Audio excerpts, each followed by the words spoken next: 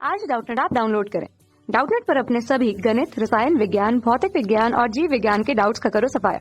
बस प्रश्न की फोटो खींचो, एक ही प्रश्न को क्रॉप करो और तुरंत वीडियो सोल्यूशन पाओ। अभी डाउनलोड करें। क्वेश्चन दिया है कि प्रत्येक द्रव्यमान कैपिटल M तथा लंबाई कैपिटल L की 4 समरूप पतली छड़ों से एक वर्गाकार फ्रेम बनाया जाता है। अब इस तरह से इस वर्गाकार फ्रेम के तल के लंबवत तथा इसके केंद्र से गुजरने वाली अक्ष के परितः इस पूरे फ्रेम का जड़त्वाघूर्ण कितना होगा, ये हमसे पूछा जा रहा है। उसके मान विकल्प में हमें यहाँ पर दिए हुए हैं 4/2 ml², 2/3 ml², 13/3 ml² या 1/3 ml² के रूप में। तो कौन सा मान यहाँ पर सत्य होगा वो हमें देखना है। ठीक, अब जैसा कि प्रश्न में दिया गया है कि 4 समरूप पतली छड़ हैं, उनसे एक वर्ग बनाया गया है, तो उसकी आकृति हम पहले देख लेते हैं। देखिए, सबसे पहले हमने आकृति बनाई तो उसके भुजा की लंबाई को अगर हम दर्शाना चाहें तो वर्ग की आकृति बन रही है और प्रत्येक अगर भुजा की बात करें तो उसकी लंबाई को कैपिटल L से प्रस्तुत किया गया और उसके लिए उसके प्रत्येक के द्रव्यमान को अगर हमने उसके द्रव्यमान केंद्र को उस छड़ के केंद्र पर ही माना हुआ है तो उसके द्रव्यमान को कैपिटल M से प्रस्तुत किया जाएगा। डायग्राम प्राप्त हुआ हमें, ठीक है, वो हमारे पास वर्गाकार फ्रेम की आकृति होगी। इस तरह इस वर्गाकार फ्रेम के लिए इसके केंद्र को देखें, ठीक है, तो सबके लिए हम कह सकते हैं, देखिए वर्गाकार फ्रेम है तो हम अगर सबके लिए उसके केंद्र को कहें तो इस वर्गाकार फ्रेम का एक केंद्र हमें मिलेगा, ठीक है, जिसके परितः वह घूम सकती है। अब इसके हम एक अक्ष बनाएं, ठीक है, अक्ष किससे होकर के गुजरेगी, अक्ष यहाँ पर O से होकर के गुजरेगी। तो अक्ष हमने कुछ इस तरह से बता दिया कि अक्ष जो है, अब ध्यान दीजिएगा कि वो कागज के तल के लंबवत है। ठीक, कागज के तल के लंबवत है, मतलब यहाँ से वो घूर्णन कर सकती है इस अक्ष के परितः। तो अक्ष के परितः घूर्णन कर सकती है तो हमने उसके घूर्णन को कुछ इस तरह से बताया कि पूरा निकाय है एक, और निकाय इस बिंदु O जो कागज के तल के लंबवत है से जाने वाली किसी अक्ष के परितः घूम सकती है। अब अगर हम ये बात करेंगे कि हमारे पास छड़ होता है, ठीक है, प्रत्येक छड़ के लिए इस बिंदु तक की दूरी समान होगी और वो कितनी होगी, ये अगर हम देखें प्रत्येक छड़ से अगर हम वो दूरी देख रहे हैं तो वो कितनी होगी।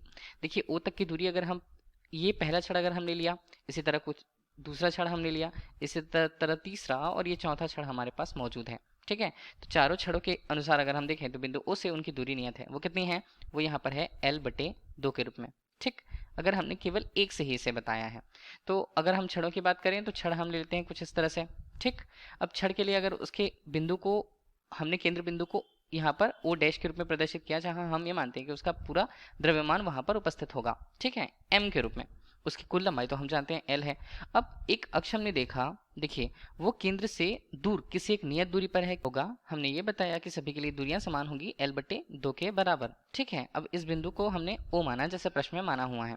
अब इस बिंदु के परितः ये किस तरह से घूम सकती है और उसका जड़त्वाघूर्ण कितना होगा अगर एक छड़ से हम निकालें, और चारों के चारों छड़ अगर समरूप हैं, उनके बीच की दूरियां भी समान हैं, तो हम उसके लिए फ्रेम का, इस पूरे फ्रेम का या निकाय का जड़त्वाघूर्ण आसानी से निकाल सकते हैं। लेकिन अगर हम पहले छड़ की बात कर रहे हैं, ठीक है, तो पहले छड़ के लिए बात करें तो हम यहाँ पर कौन सा प्रमेय उपयोग करेंगे। देखिए, अगर वो केंद्र से जाकर ये जो केंद्र दिख रहा है हमें, केंद्र से होकर जाने वाली अक्ष करती है तो उसका जड़त्वाघूर्ण हमारे लिए कितना होगा, ये होता है ml²/12 के रूप में।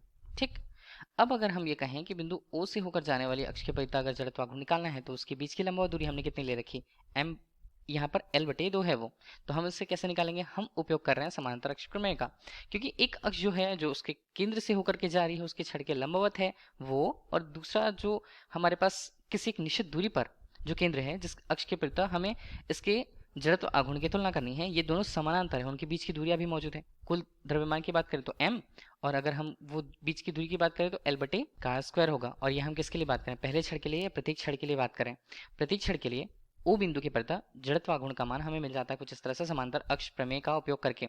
ठीक है, अगर हम इसे केवल I के रूप में कहें तो इसका मान कितना होगा, I के रूप में अगर हम कह रहे हैं इसका मान, तो ml² नीचे बनता है 12 और धन हम करें तो ये बनता है ml²/4 के रूप में। और अगर हमने इसे हल करा तो I का मान हमारे लिए कितना आएगा, I का मान हल करने के बाद हमारे हमने लिया 12, तो देखिए यहाँ बनता है 12 और ऊपर बनेगा 3 और ये बन करके 4, तो ये हमारे बनता है 4ml² के रूप में। ठीक है, इसे अगर हमने हल किया तो I का मान हमारे लिए कितना बनेगा, I का मान यहाँ पर हमारे लिए बनेगा ml²/3 के रूप में। किसके लिए निकला है, प्रत्येक छड़ के लिए या किसी एक छड़ के लिए हमें उस बिंदु O के परितः या केंद्र बिंदु के परितः जड़त्वाघूर्ण का मान निकला।